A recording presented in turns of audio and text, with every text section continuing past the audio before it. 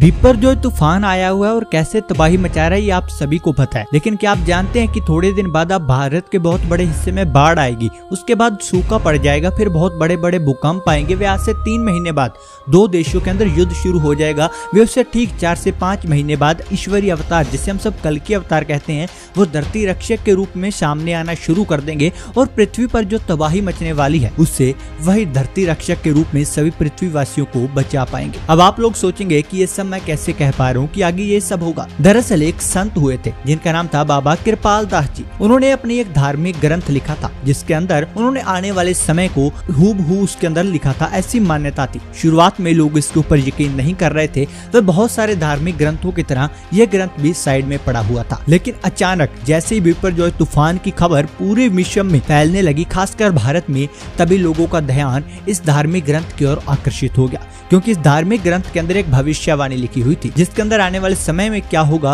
वो हूबहू लिखा हुआ था। और दोस्तों आज जब हम आपको वो चीज पढ़कर बताएंगे तो आप लोगों के भी होश उड़ जाएंगे किस प्रकार से बिपरजॉय तूफान का नाम स्पष्ट शब्दों में इस भविष्यवाणी के अंदर पहले ही लिखा हुआ था। वे आगे आने वाले 4 महीनों की भविष्यवाणी भी इस ग्रंथ के अंदर दर्ज करी हुई थी। तो इस वीडियो को पूरा अंत तक देखना। सो हेलो नमस्कार दोस्तों, स्वागत है आप सभी का। मेरा नाम है खुशदीप और आप देख रहे हैं KS फैक्ट यूट्यूब चैनल। तो चलिए वीडियो शुरू करते हैं। ज्येष्ठ माह के अंत दिनों में जब जब समुद्र से काल आएगा, बिपरजॉय का विप्र प्रधान पानी धरती हिलाएगा। स्पष्ट नाम बिपरजॉय तूफान का, लेकिन सांकेतिक भाषा में लिखा हुआ। आगे लिखा है, आई पानी के बाढ़ के बाद सूखा चारों ओर छाएगा, पानी की खातिर राजा लड़ लड़ मर जाएगा। समझ रहे हो ना आप इशारा? हमने पहले भी कहा था तीसरा विश्व युद्ध होगा, पानी के लिए होगा।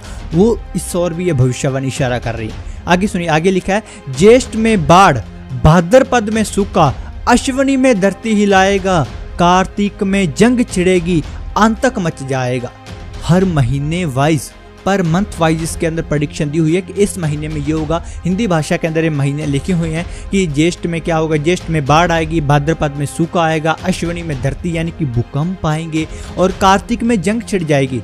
जो वॉर की बात हम कर रहे थे उस और ये प्रेडिक्शन इशारा कर रही है। आगे सुनिए, आगे क्या लिखा। आगे लिखा है, खुद का दुश्मन खुद बने हो रे, इंसान मूर्ख जुद बने हो रे, हवा पानी मिट्टी सब में जहर फैलावेगा, इस दुनिया के अंत के खातिर अहंकार काल बन जावेगा। इस बात को अगर आप समझेंगे ना तो आपको पता चल जाएगा कि किस कदर दुनिया अपने अंत की ओर बढ़ रही। शायद आप समझे नहीं, ध्यान से पढ़ना क्या लिखा है। खुद का दुश्मन खुद बने हो रे, इंसान खुद का दुश्मन खुद बन रहा है। प्रकृति उसे खत्म नहीं करेगी, वो खुद का दुश्मन खुद बन जाएगा। कैसे? इंसान मूर्ख जद बने हो रे, हवा पानी मिट्टी सब में जहर फैलावेगा। ये तो आप लोग समझ ही गए कैसे जहर फैला, लेकिन हवा में कौन सा जहर फैल रहा है? ये पोल्यूशन की बात नहीं हो रही दोस्तों यहाँ पर, ठीक है? यहाँ पर केमिकल वॉर की बात हो रही है, यहाँ पे बायोकेमिकल वॉर की बात हो रही है। आप गूगल पे सर्च करना क्या चीज होती है बायोकेमिकल वॉर, और बहुत सारे साइंटिस्ट ने इस तो इशारा भी करा है कि आने वाले समय में ऐसी चीजें सामने आएंगी। आगे सुनिए, आगे एक और लाइन बहुत खतरनाक लिखी है, इस दुनिया के अंत के खातिर अहंकार काल बन जावेगा।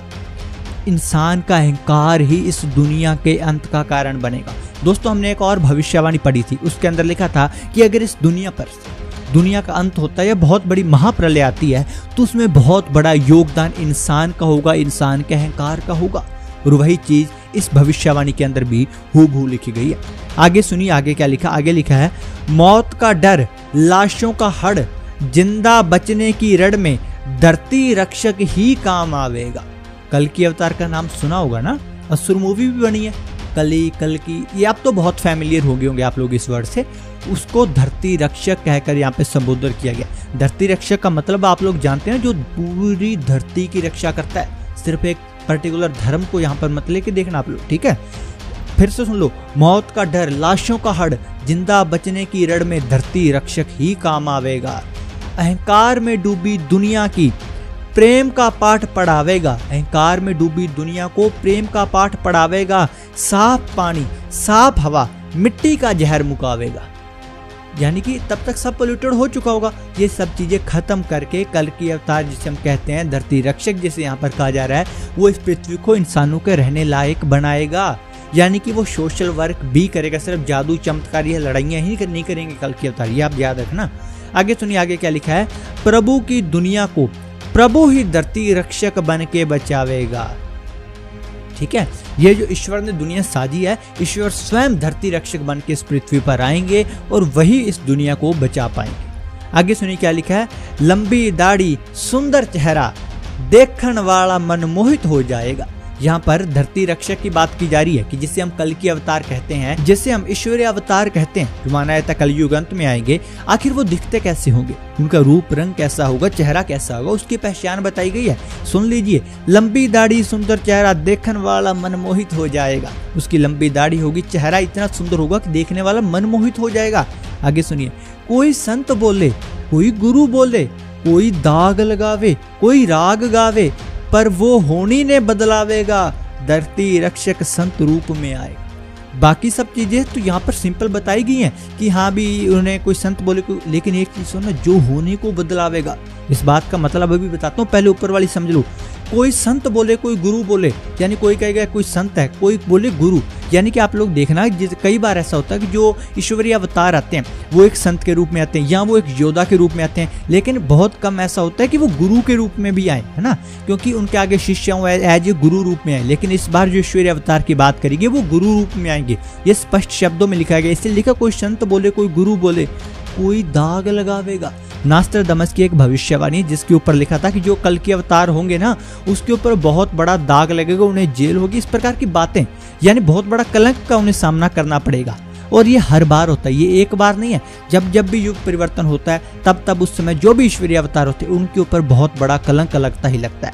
ठीक है, आप श्री राम जी को ले, उन्हें कितनी यातनाएं सहनी पड़ी। माता सीता, है ना, भगवान श्री राम की पत्नी, उनके ऊपर कितना बड़ा आरोप, कितना बड़ा कलंक लगाने का प्रयास समाज ने करा। श्री कृष्ण, उनके ऊपर कितना बड़ा कलंक लगाने का, और आज तक भी कई जो मूर्ख लोग जिन्हें नहीं पता वो आज तक कलंक लगा देते कि श्री कृष्ण जी तो ऐसे थे वैसे थे, उनके ऊपर कलंक लग रहा है। हर बार ये चीज होती है, यातनाएं सहनी पड़ती हैं ईश्वरीय अवतार को जब जब भी वो युग परिवर्तन करने आते हैं। वही चीज लिखी आगे, पर वो होनी ने बदलावेगा, नियति को कोई नहीं बदल सकता स्वयं ईश्वर के अलावा। नियति ने तय करा हुआ है कि इस समय पृथ्वी का अंत होगा, इस समय महाप्रलय आएगी, सब कुछ समाप्त हो जाएगा, क्योंकि पता था कि ऐसे ऐसे इंसान बदल जाएगा, इतना पापी हो जाएगा कि इस हद तक गिर जाएगा। लेकिन वो होनी ने बदलावेगा, जो ईश्वरीय अवतार आएंगे, लोगों का मरना तय है। देखो ऐसा नहीं हो सकता कि कोई ना मरे, सिंपल डेथ रेट चलती है। प्रलय आएगी, बहुत भयंकर तबाही होगी, लेकिन बहुत सारे लोगों को ईश्वर से हम दुआ, ईश्वर से प्रार्थना भी करते हैं और वो जरूर बचा लेंगे। धरती रक्षक संत रूप में आवेगा, इस बात का मतलब तो आप लोग बहुत ही बेहतर तरीके से समझ चुके होंगे। दोस्तों, इस धार्मिक ग्रंथ के अंदर ना और भी ऐसी 2-3 प्रेडिक्शन थी जो शायद इस वीडियो अब ज़्यादा लंबी हो जाएगी शेयर करने में। अगर आप लोग और इस ग्रंथ की प्रेडिक्शन सुनना चाहते हैं तो कमेंट करके बता दीजिए। और कैसी लगी आज की वीडियो कमेंट करके बताएं। आशा करते हैं आपको वीडियो पसंद आई होगी। मिलते हैं नेक्स्ट वीडियो में, तब तक के लिए रब रखा।